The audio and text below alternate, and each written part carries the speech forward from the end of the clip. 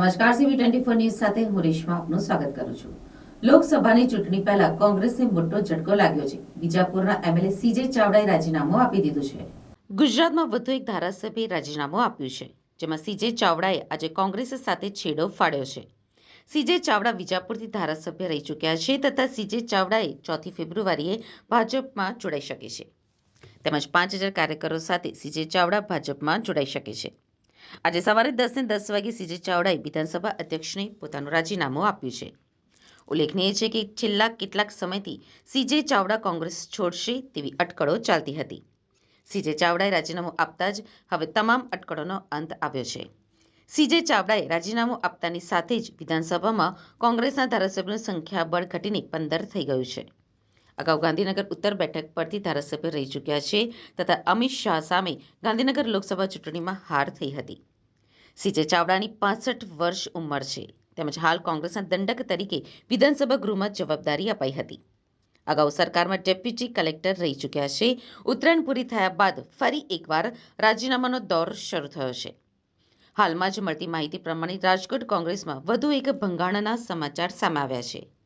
182 સભ્યની વિધાનસભામાં આપના ભૂપત ભાણીના રાજીનામા બાદ સભ્ય સંખ્યા ઘટીને 181ની થઈ છે અને વધુ એક ધારાસભ્ય રાજીનામું આપતા તો તે સંખ્યા ઘટીને આજે 180ની થઈ જશે।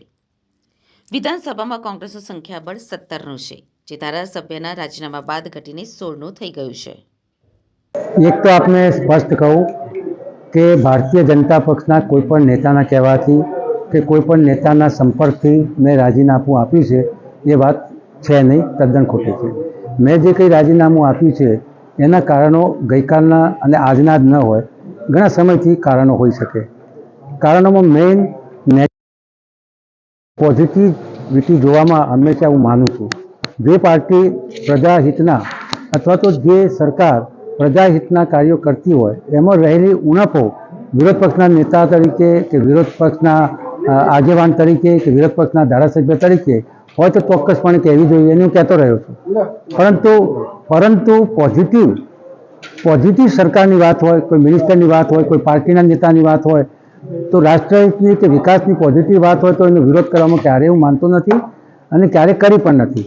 વ્યક્તિગત આક્ષેપો પણ મારા દ્વારા કોઈ પણ પાર્ટીના થતા નથી, કરતો નથી અને ભવિષ્યમાં પણ કરવાનો નથી। એટલા માટે એનું આ બેકગ્રાઉન્ડ છે। પરંતુ હાલ જે ગુજરાત કે દેશની જે પ્રવાહો ચાલી રહ્યા છે અને ખાસ કરીને પ્રધાનમંત્રી નરેન્દ્રભાઈ મોદીનો વિશ્વાસ મૂકીને સમગ્ર દેશ આજે એમના ચીરે ચાલી રહ્યો છે, ત્યારે કોઈ પણ પાર્ટી કે પાર્ટીના નેતાએ એ કામગીરીમાં કોઈ ઉણપ હોય તો ચોક્કસપણે ધ્યાન દોરવું જોઈએ અથવા વિરોધ કરવો જોઈએ। પરંતુ સાચી અને સારી વાત ચાલી રહી હોય, પ્રજા એની ચીલે ચાલી રહી હોય અને પ્રજાને ન ગમતી વાત મૂકીને પાર્ટીને નુકસાન થાય કે પોતાને નુકસાન થાય એ વાત ન કરવી જોઈએ। પણ ઘણા સમયથી હું જોઉં છું કે એ પ્રકારની વાત ચાલી રહી છે। પાર્ટીમાં હું હતો ત્યારે એ લોકોને કહ્યું ન કહ્યું, તમારી વાત માની ન માની એ અત્યારે હું કહેતો નથી, એટલા માટે કે પાર્ટી મેં હવે છોડી દીધી છે। પરંતુ એટલું ચોક્કસ કહું કે પ્રધાનમંત્રી નરેન્દ્રભાઈ મોદીની કામગીરી કરવાની જે પદ્ધતિ છે ગુજરાત રાજ્ય માટે અને દેશ માટે અને સમગ્ર વિશ્વમાં એક વિશ્વ નેતા તરીકે ઉભરી રહ્યા છે, ત્યારે એમાં ડાયરેક્ટ ઇનડાયરેક્ટ મારો સૂર પુરાવું એના માટે મેં આજે રાજીનામું આપ્યું છે। ભાજપમાં ક્યારે જોડાશો?